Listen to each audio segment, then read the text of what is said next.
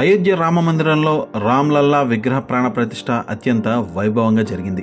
ప్రతిష్ఠ తర్వాత బాలరాముడి విగ్రహం దివ్య రూపాన్ని టీవీల్లో ఇతర వేదికల ద్వారా వీక్షించిన భక్తులు మంత్రముగ్ధులయ్యారు.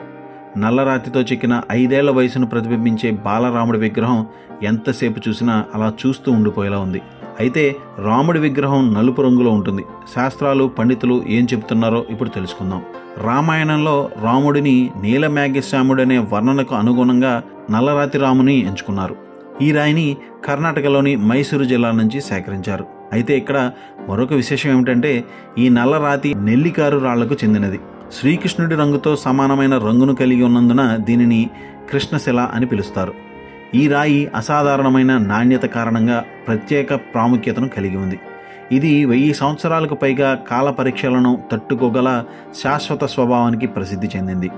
ఈ రాయి ప్రత్యేకత విషయానికి వస్తే ఇది యాసిడ్ వంటి వాటికి కూడా రియాక్ట్ కాదు. అందుకే శ్రీరాముని విగ్రహం రూపొందించడానికి ఈ రాయిని ఎంపిక చేయడానికి ఇది కూడా ఒక కారణమని నిపుణులు చెబుతున్నారు. అంతేకాకుండా విగ్రహంపై పాలు పోసినప్పుడు ఆ రాయి కాలక్రమేణా ఎలాంటి రియాక్షన్కు గురికాదు, తుప్పు పట్టడం వంటిది జరగదు. ఇక దక్షిణ భారతదేశంలోని దేవాలయాలలోని చాలా దేవుళ్ల దేవతల విగ్రహాలు నెల్లికారు రాళ్ల నుంచి రూపొందించబడినవే. ఇక రామ్లల్లా విగ్రహాన్ని మైసూరుకు చెందిన శిల్పి అరుణ్ యోగరాజు చెక్కిన సంగతి తెలిసిందే. ఇందుకోసం ఆయన ఎంతగానో శ్రమించారు.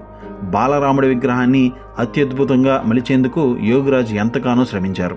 కంటికి గాయమైనా పట్టించుకోలేదు. నిద్రలేని రాత్రులు గడిపారు. అయితే అరుణ్ యోగరాజ్ చెక్కిన శిల్పాన్ని అయోధ్య రామమందిరంలో ప్రతిష్ఠించేందుకు ఎంపిక చేయడంతో శ్రమకు తగిన ప్రతిఫలం దక్కిందని ఆయన కుటుంబ సభ్యులు సంతోషం వ్యక్తం చేస్తున్నారు.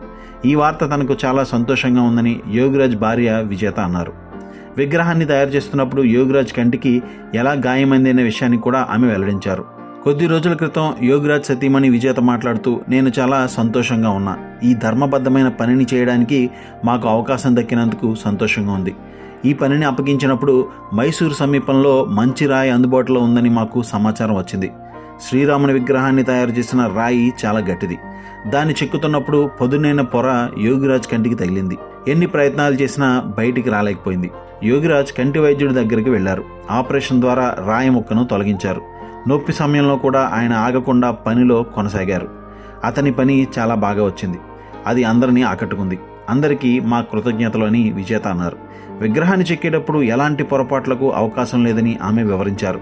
అయితే అయోధ్య మందిరంలో ప్రతిష్ఠించేందుకు యోగిరాజు చెక్కిన విగ్రహం ఎంపిక చేయడంతో ఇన్నాళ్లు పడిన కష్టానికి ఫలితం దక్కిందని కూడా ఆయన కుటుంబ సభ్యులు హర్షం వ్యక్తం చేశారు.